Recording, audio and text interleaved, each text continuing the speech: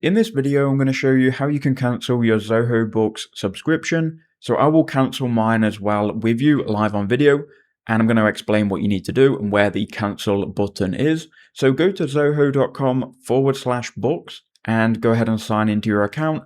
As you can see here, I'm already signed in.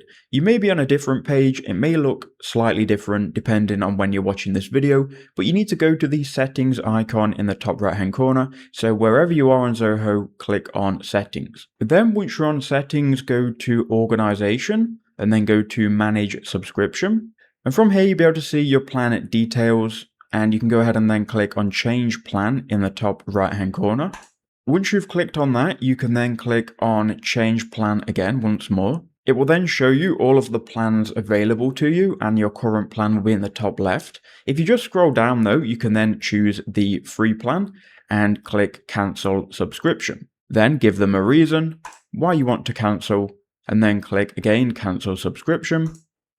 And there you go, you've successfully downgraded and cancelled your Zoho Books subscription.